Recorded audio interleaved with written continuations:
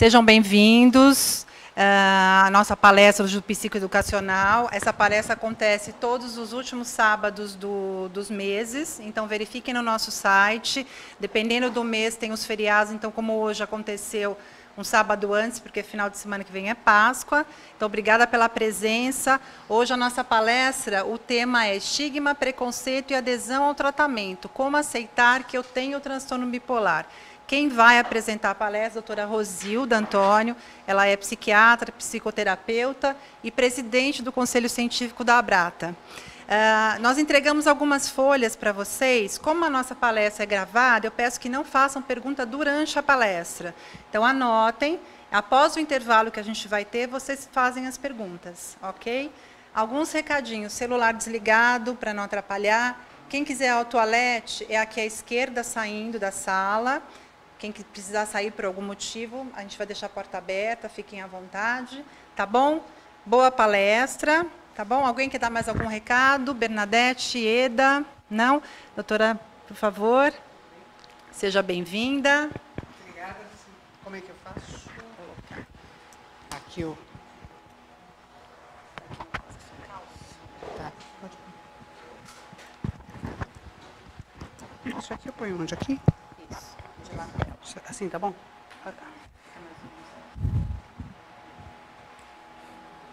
Bom, boa tarde a todos. Está me escutando bem? Bem, que às vezes no começo a gente fica um pouco ansiosa e para mim a voz abaixa um pouco. Então, se alguém não me escutar, é só assinar que eu corrijo a minha voz. Tá? Eu queria agradecer a todos vocês por estarem aqui hoje, participando de mais um encontro psicoeducacional da Abrata, que é uma atividade muito importante para nós, onde a gente tem a oportunidade de estar dando informação e conhecimento para vocês sobre os transtornos do humor e também propiciando um espaço de troca de experiências, tirar dúvidas, que é uma coisa que a gente vê que é importante não só para nós que estamos aqui trabalhando, mas também possibilita que todo mundo possa ter a experiência de participar, de ver experiências comuns, de poder falar de si. Isso é sempre muito enriquecedor. Eu quero também agradecer a equipe da Abrata, que trabalha de uma maneira brilhante, somos todos voluntários e todo mundo muito empenhado para procurar um lugar mais adequado, para poder acolher de forma melhor toda a população que procura a Abrata. Então, assim, é uma equipe que eu gosto muito, é um grande prazer trabalhar junto e, enfim, essa acho que é a ideia, assim, a gente trabalhando junto consegue realizar uma coisa melhor. Deixa eu só ver se o microfone está ligadinho. Sim. Pode.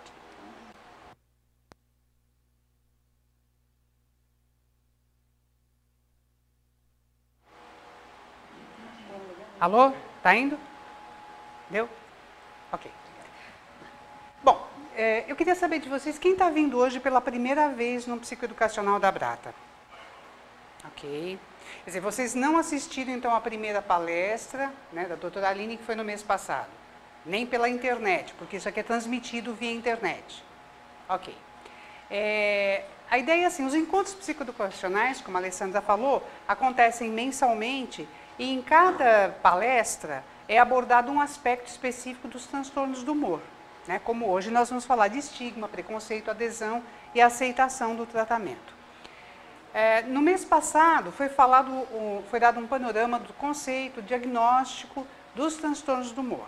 Como a maior parte, quer dizer, uma parte de vocês não viu, então nós combinamos no Conselho Científico que em todo encontro, para atender um pouquinho as pessoas que estão vindo pela primeira vez, a gente vai dar um pequeno panorama, são uns 4, 5 slides, para a gente apresentar para vocês, para aquelas pessoas que não vieram, possam estar acompanhando. Tá? Então é bem breve, não é a proposta de aprofundar, talvez fiquem sim muitas dúvidas, mas depois a gente vai esclarecendo nas discussões ou até nos próximos encontros.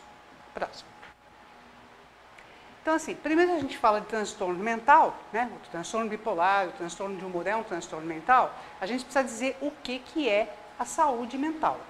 Então, para vocês entenderem, saúde mental, segundo a Organização Mundial da Saúde, é muito mais do que só a ausência de transtorno mental. O conceito de saúde mental, ele Ele se refere a um estado de bem-estar, onde a pessoa consegue realizar suas capacidades, ela consegue enfrentar os desafios e os estresses do dia a dia, ela consegue trabalhar de uma forma produtiva, frutífera e ajudar a comunidade. Ela contribui, ajuda a comunidade a ficar melhor. E ela tem uma relação adequada e de bem-estar com a própria vida e com a sociedade. Isso seria, digamos, um estado ideal de saúde mental. Isso não quer dizer que uma pessoa que tem transtorno mental não tenha capacidade, não consiga trabalhar, não seja produtiva e não contribua para a comunidade. É que ela faz isso com dificuldade e sem tanto bem-estar. Ela apresenta deficiência em alguma área. Não quer dizer que ela é totalmente incapaz. Isso, aliás, é um conceito que eu vou desenvolver bem mais extensamente no encontro de hoje. Próximo. Então, em relação aos transtornos de humor, brevemente eu vou falar para vocês dos dois principais, que são a depressão ou transtorno depressivo maior e o transtorno bipolar. A depressão, o transtorno depressivo maior, acontece quando a pessoa tem pelo menos na vida um episódio de depressão maior, que é aquele em que por mais de 15 dias ela vai ter o humor deprimido, perda de capacidade de sentir prazer, desânimo, falta de energia, pode ficar muito lenta, tem problemas de apetite e de sono, ideias negativas, a autoestima cai muito, a pessoa não consegue produzir direito na vida, não consegue se concentrar, começa a achar a vida sem graça, tem vontade de morrer, pode ter pensamentos suicidas e até tentar propriamente o suicídio. Tá? Isso seria, digamos, bem por alto o que é um estado de depressão. Não é só uma reação de tristeza, mas é um estado em que a pessoa adoece, perde energia e fica com a sua relação com a vida e com as suas capacidades muito prejudicada. Uma pessoa que tem um transtorno depressivo maior, ela vai ter um episódio desse na vida ou mais. Se tem um só episódio único, tratou, recuperou-se e não teve mais. Ela pode apresentar vários episódios ao longo da vida e quando isso acontece, quando tem mais de 3, a gente diz que a pessoa tem um transtorno depressivo recorrente. Próximo. No caso do transtorno afetivo bipolar, a pessoa tem ao longo da vida vários episódios de humor, sendo que um deles tem que ser de mania ou de hipomania, que é o contrário da depressão.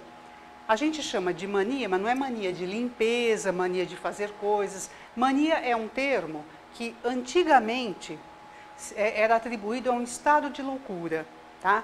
Mas que tipo de loucura? Aquela em que a pessoa fica com humor muito elevado, às vezes eufórico ou extremamente irritado, a pessoa fica acelerada, o pensamento não para, a cabeça não para de ter ideias, uma depois da outra, quando a pessoa vai falar, ela emenda um assunto no outro, não consegue escutar as outras pessoas, fica muito impulsiva, faz o que dá na cabeça, pode gastar dinheiro demais, a sexualidade fica muito exacerbada, ela tem imensos prejuízos e o seu comportamento a coloca em risco. Às vezes a pessoa vai dirige em alta velocidade, ou ela vai jogar, ou ela começa a se envolver em brigas de trânsito, ela pode ficar até psicótica, ter alucinações, delírios, ideias de que ela é muito especial, poderosa, que nada segura. E aí, nesse caso extremo, a gente caracteriza o que é chamado de mania, né? Que é o grau mais alto dessa ativação.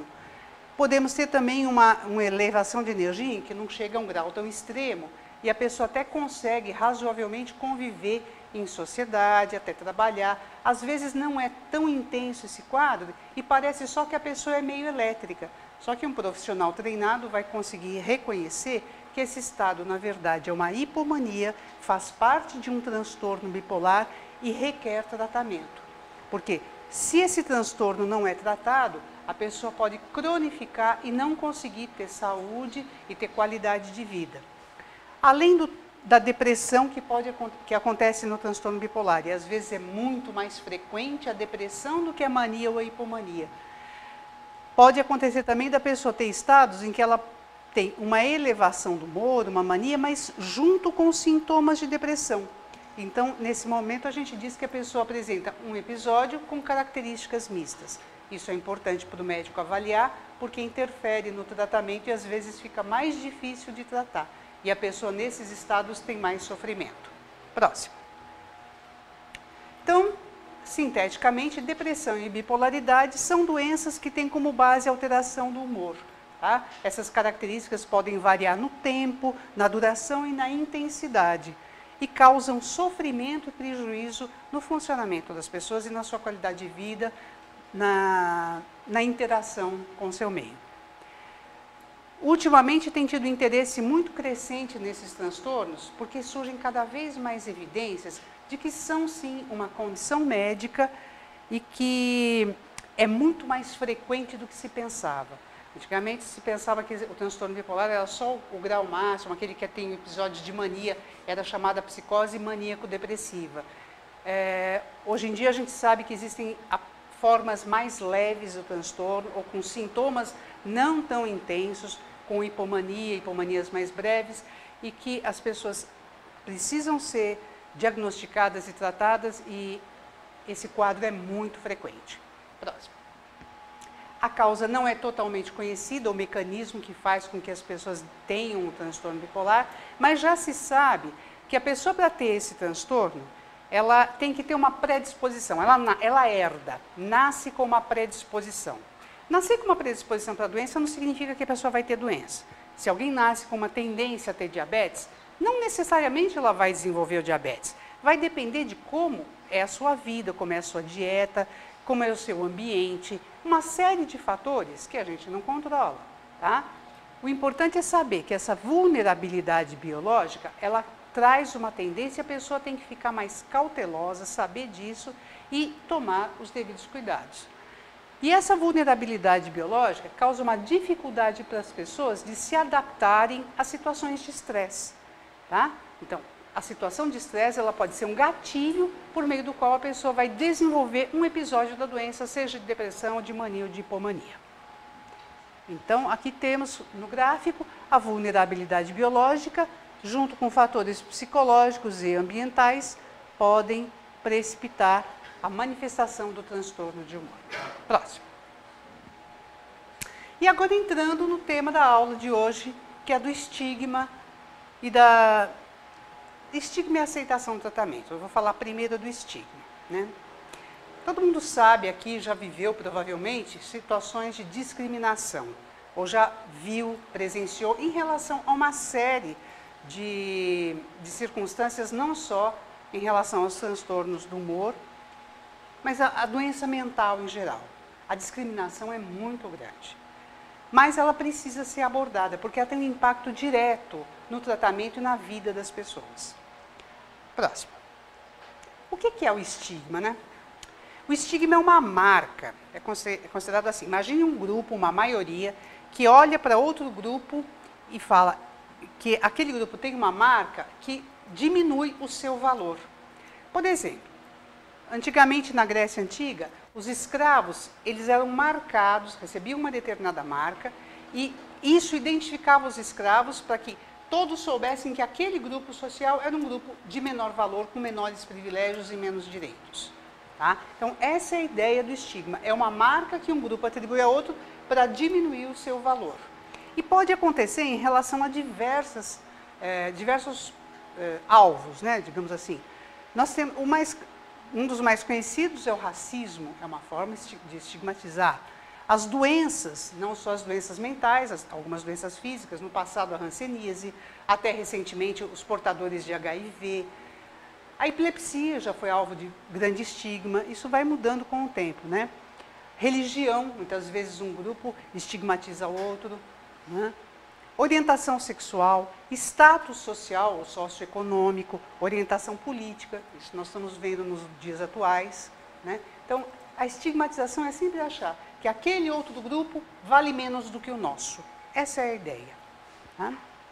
Aqui eu coloquei também, só que tem valor histórico, a palavra estigma também pode significar aquelas marcas no corpo das chagas de Cristo, depois da crucifixão. E o estigma ele pode ser de dois tipos. O estigma social, que é da sociedade em geral em relação a um determinado grupo, ou o autoestigma, que é aquele que a pessoa tem em relação a si mesma. Ela está em conflito com alguma característica que para ela é uma marca desqualificadora. Então ela se desqualifica e tem um estigma em relação a si mesma, ela se desvaloriza. E é importante a gente entender como é que o estigma se compõe. Se a gente analisar, ele tem 3 componentes. O primeiro é o estereótipo. O estereótipo é uma crença. É uma crença falsa que dá suporte ao estigma. Eu vou falar daqui a pouquinho para vocês terem uma ideia, mas só assim, é aquilo que faz acreditar que aquele outro grupo que tem aquela marca quer dizer que o outro é negativo. Os nazistas achavam que os judeus eram seres inferiores, ou melhor, que quem não era ariano era inferior. Isso é uma falsa crença. Diante de uma falsa crença, quando você encontra aquela pessoa que tem aquela característica, você vai sentir uma rejeição ou uma raiva, né? Vai sentir uma aversão. E diante desse sentimento, né, com esse sentimento, você vai discriminar, você vai ter uma atitude discriminadora. Isso é só para a gente entender melhor, mas então temos crenças negativas, as falsas crenças, que vão gerar um sentimento negativo de aversão, de rejeição, e uma atitude de exclusão do outro. Próximo. Agora, como que o estigma se sustenta na sociedade? Né? Porque o estigma dura e passa, muitas vezes, de geração para geração. Fundamentalmente, o estigma se sustenta por desinformação.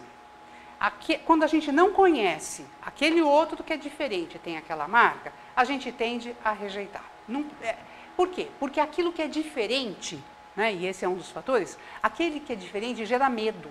A gente tende a instintivamente se afastar daquilo que é muito diferente, porque a gente se assusta.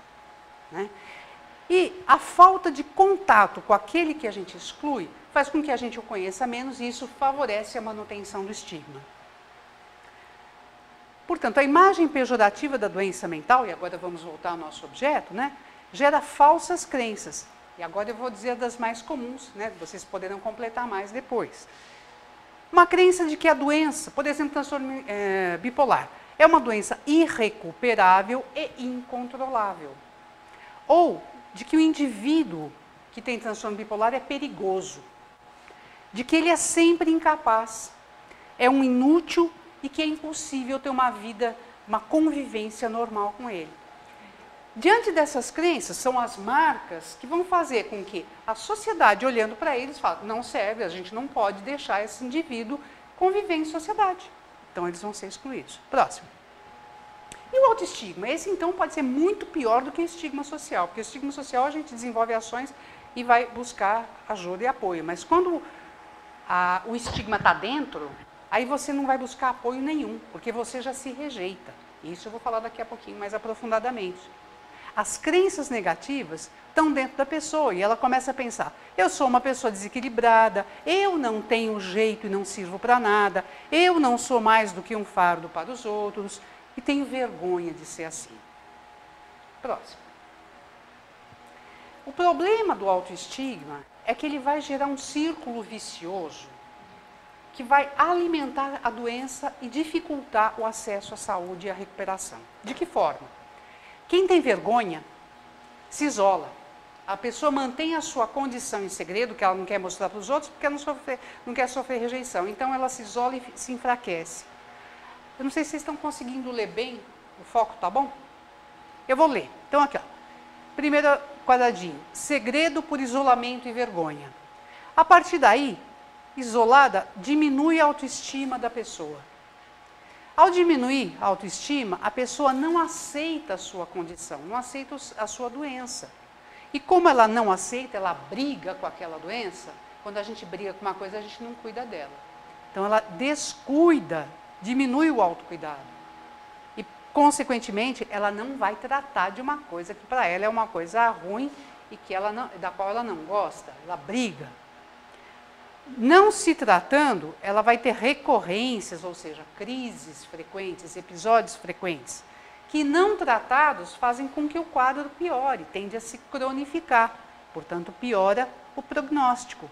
Piorando o prognóstico, piora a qualidade de vida e a pessoa vai se afastando mais, ficando envergonhada de si mesma e volta a se isolar, e isto se perpetua numa espiral doentia.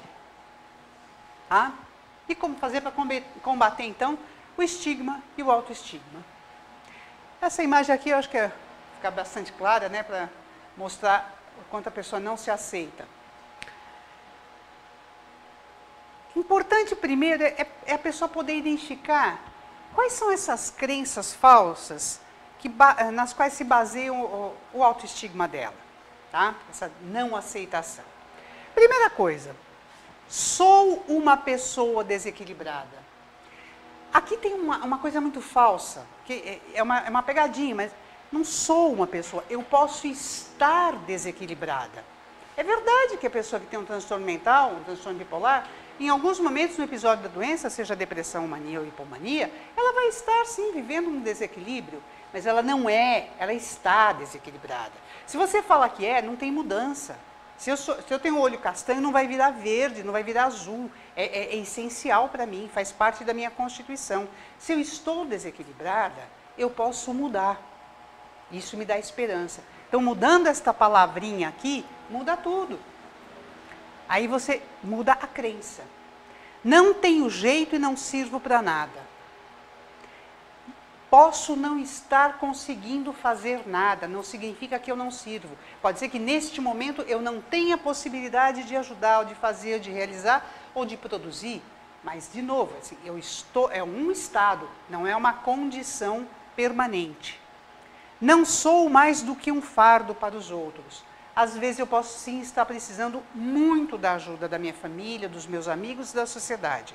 Pode até ser pesado, mas isso é transitório. E se for tratado, isso muda. Então, deixa de ser uma crença, passa a ser um fato que é possível de se mudar. Tenho vergonha de ser assim. É importante saber que a vergonha não ensina nada de produtivo. A gente precisa ter consciência dos erros que pratica sim, né? E ficar constrangido também faz parte. Mas fazer da vergonha um sentimento que vai nortear a sua vida, isso não gera crescimento pessoal nem aprendizado. Só sofrimento, isolamento e aquele círculo vicioso. Importante saber que não existe culpa na doença. Ninguém é culpado de ter transtorno bipolar, de ter depressão ou o que quer que seja. Existe uma responsabilidade, né? Se eu tenho diabetes, eu sou responsável por cuidar da minha saúde, buscar o melhor tratamento. A mesma coisa com qualquer outra doença ou transtorno bipolar.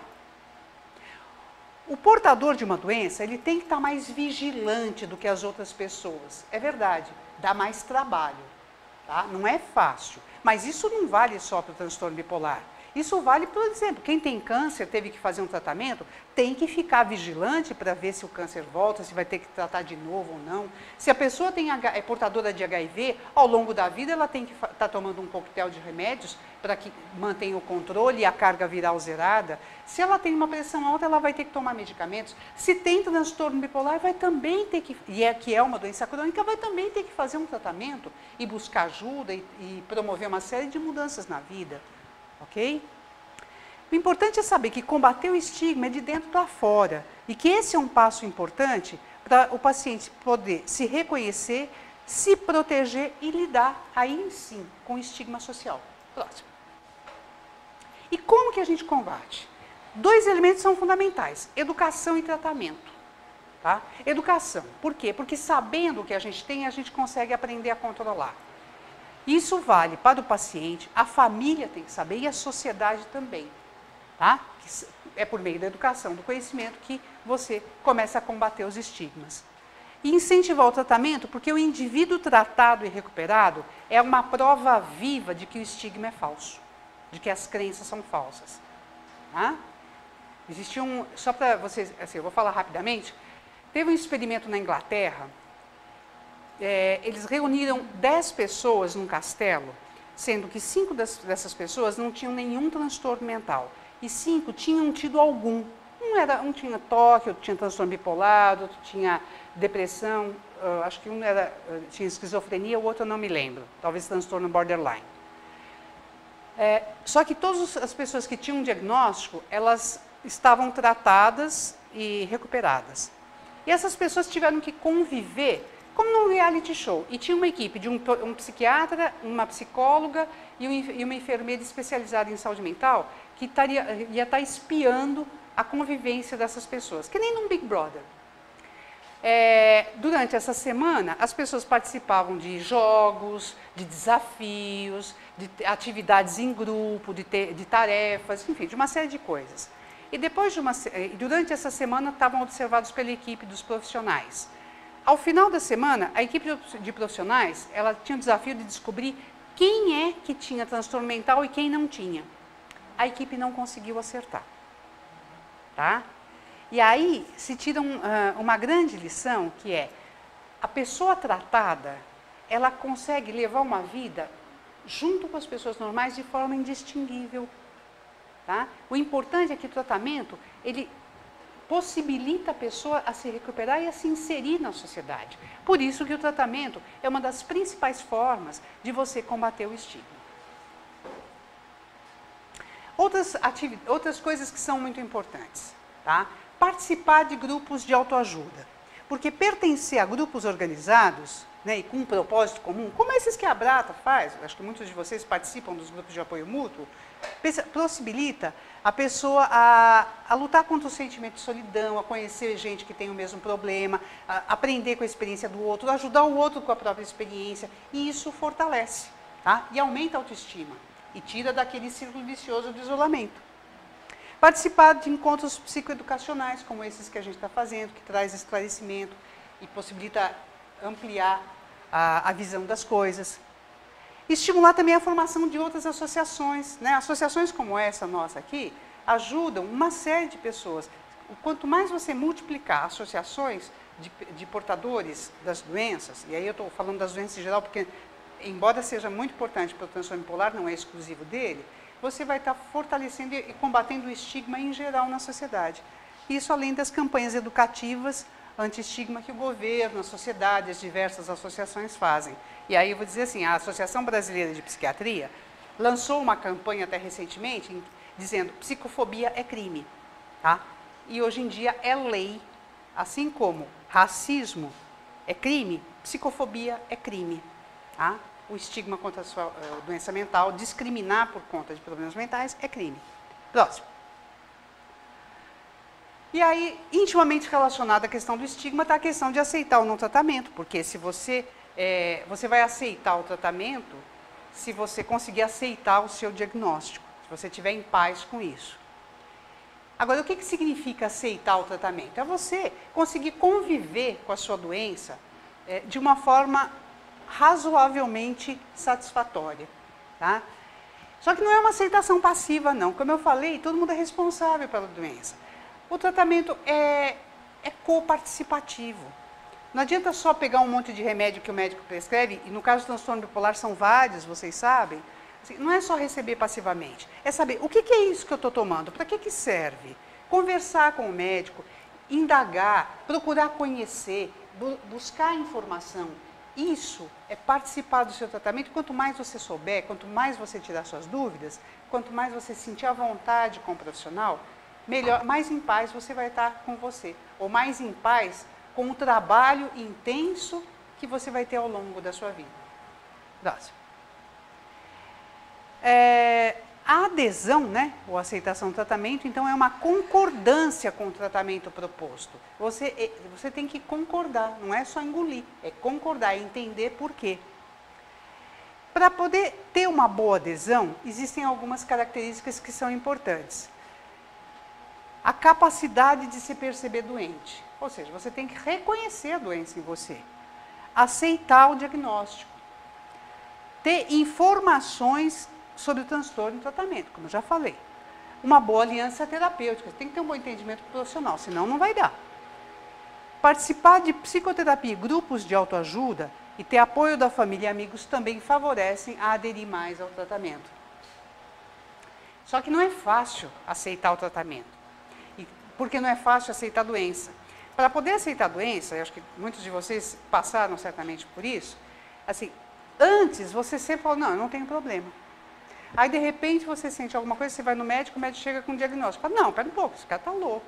Né? Na verdade, estou nervoso porque, sabe, o Brasil está em crise, é porque a corrupção é terrível, eu fico nervosa, é porque eu perdi emprego, é porque meu marido brigou comigo, enfim. Sempre está fora, é difícil a gente entender que a alteração está dentro. Então, num primeiro momento, para reconhecer a doença, você vai ter que começar a identificar, falar, ah, tá, então, olha, estou começando de novo a ter aquele problema de sono. Não, é verdade, nossa, minha cabeça está acelerada, eu estou tão inquieta, vixe, gastei dinheiro demais, né? Enfim, você tem que começar a identificar em si mesmo, falar, os sintomas estão aí.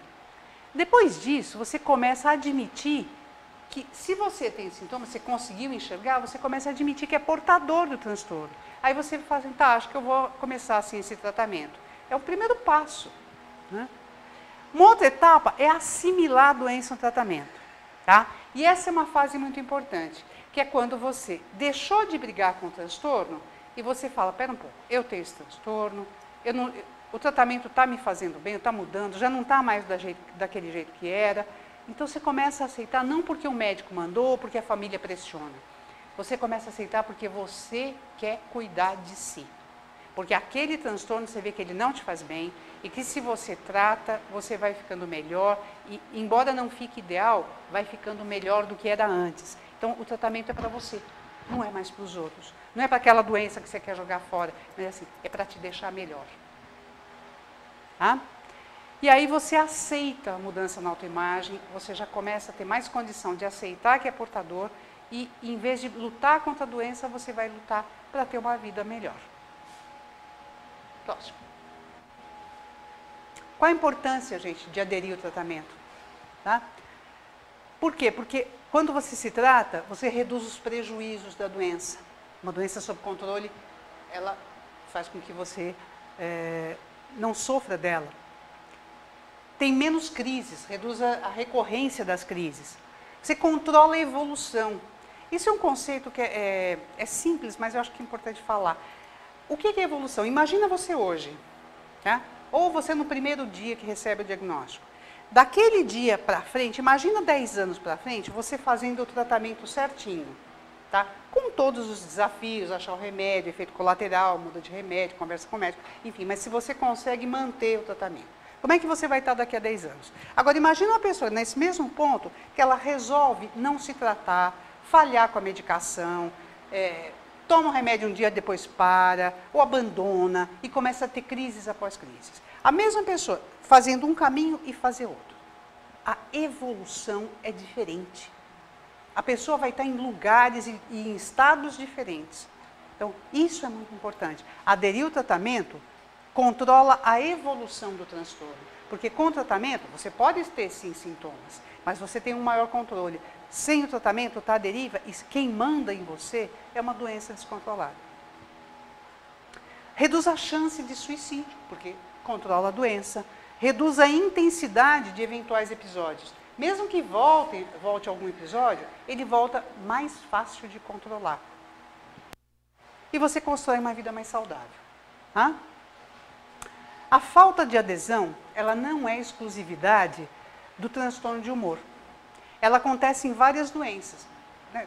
Todo mundo, quem faz tratamento para pressão alta, esquece de tomar, fala, não, eu vou tomar só quando a minha pressão subir, como se viesse um pensamento na cabeça, fala, minha pressão subiu hoje. É silencioso. Eu dou muito exemplo da clínica médica porque eu acho que ajuda. Né? É muito frequente em pessoas bipolares, principalmente porque a bipolaridade tem como característica a inconstância. Então, ser constante no tratamento é um imenso desafio para uma pessoa que tem transtorno bipolar. Mais de 1/3 abandona o tratamento 2 vezes ou mais e não comunicam ao médico. E a falta de adesão, ela pode ser de várias formas. Né? Tem aquela pessoa que fala, não me trato, não me trato, não me trato, não toma remédio. Essa, digamos, é a falta de adesão absoluta. Ou então aquela pessoa que negocia, fala, ah, não, lítio eu não tomo, sabe, eu vou ficar com tremor, ou pode ser que engorde, eu vou tomar esse remédio, mas não tomo aquele. Tá? Então a pessoa ela faz parcialmente, ela seleciona, é uma adesão parcial seletiva. Pode ser intermitente, trata direitinho durante 3 meses, depois para tudo. Né? Ou, não, eu vou descansar, vou ficar 15 dias sem os remédios, para ver no que vai dar. Tá? Ou às vezes fica 10 anos tratando, está ótimo, então eu acho que eu não preciso não. E para, aí recai, né?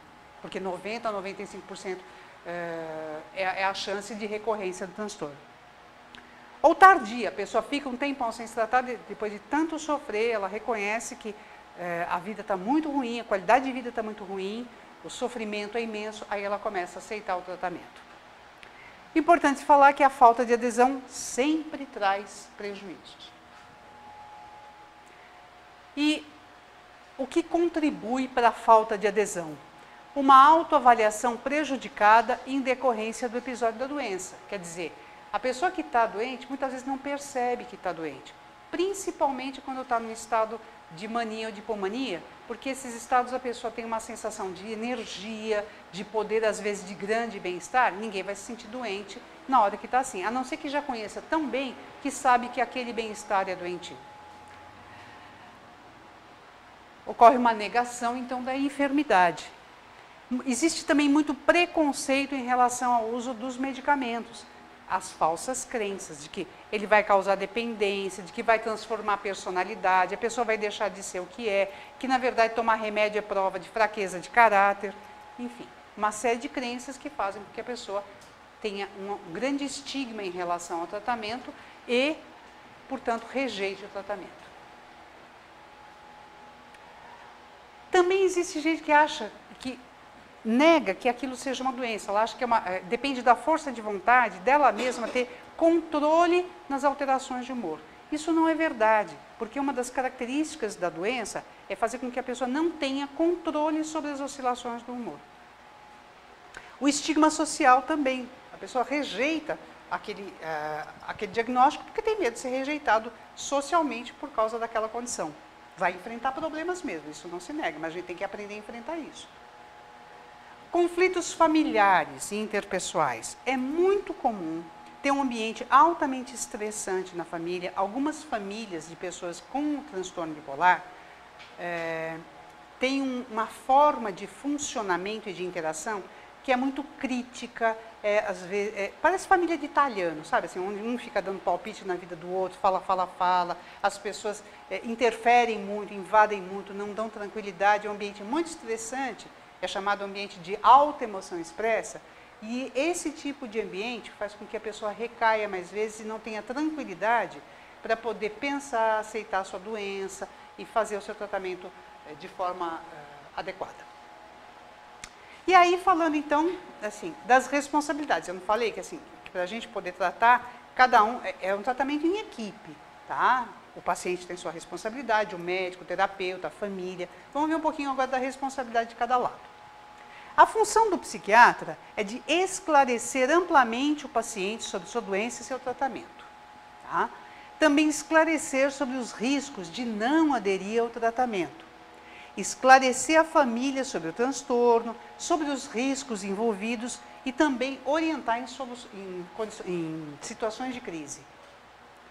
Acompanhar de forma sensível a resposta do paciente às medicações e fazer os ajustes, buscando o melhor equilíbrio entre a resposta terapêutica e a tolerância da pessoa àquele tratamento. Próximo.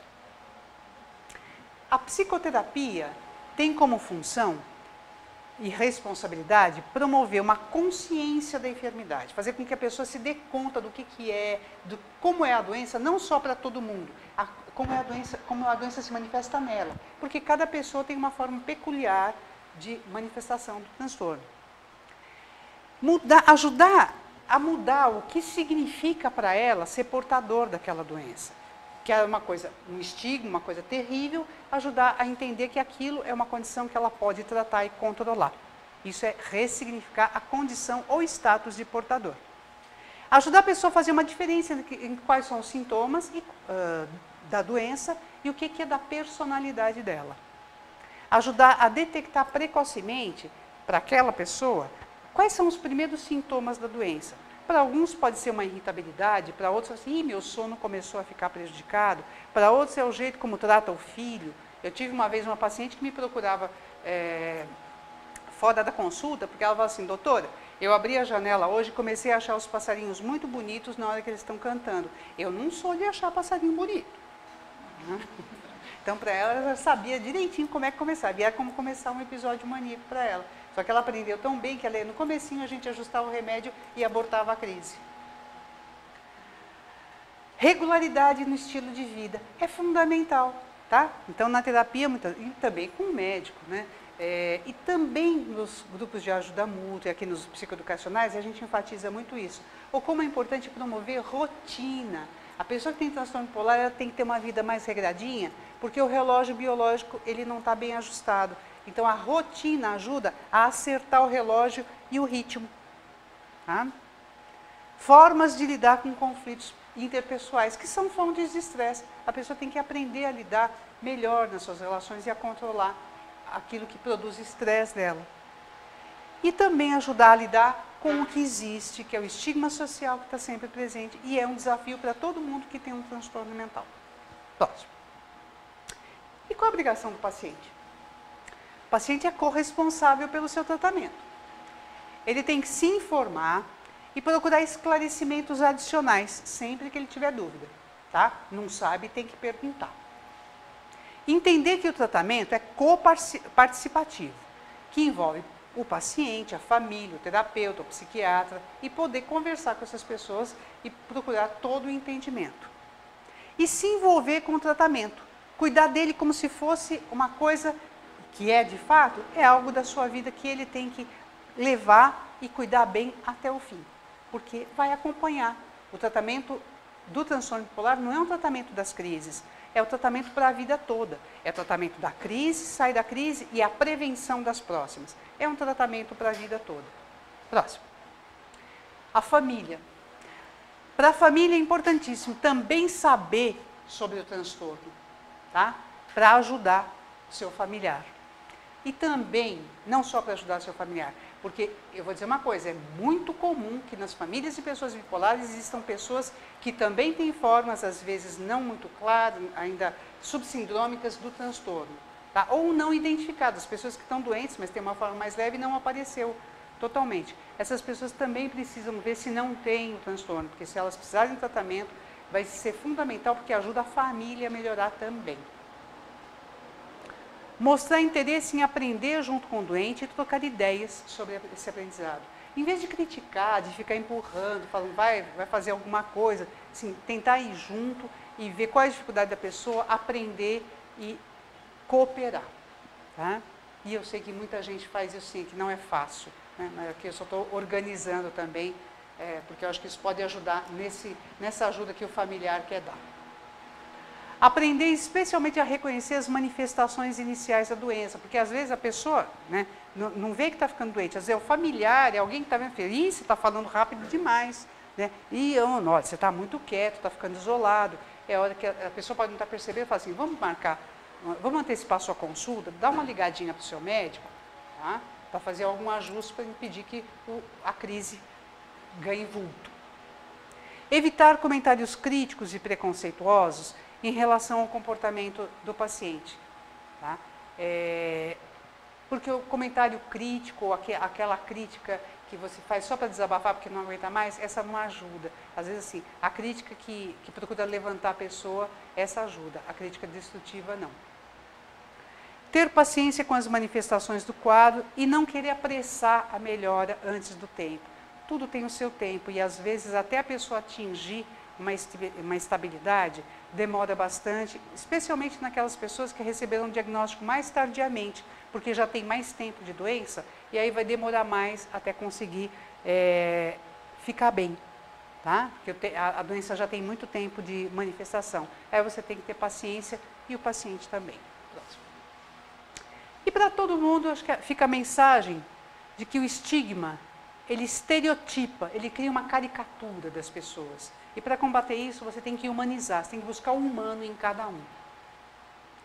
Os efeitos prejudiciais do estigma são superados quando as pessoas, então, são vistas como indivíduos.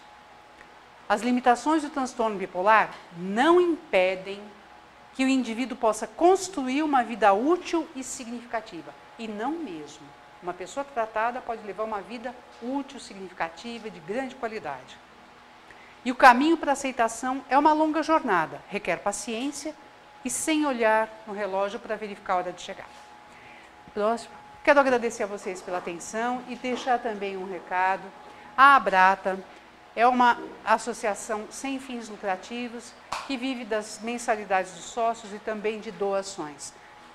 Para a gente poder realizar esse trabalho com qualidade, a Brata precisa de recursos. Então, estamos abertos a receber recursos de quem puder fazer suas doações, serão muito bem-vindas e a gente agradece. E convidar todos para serem voluntários na Brata. Muito obrigada.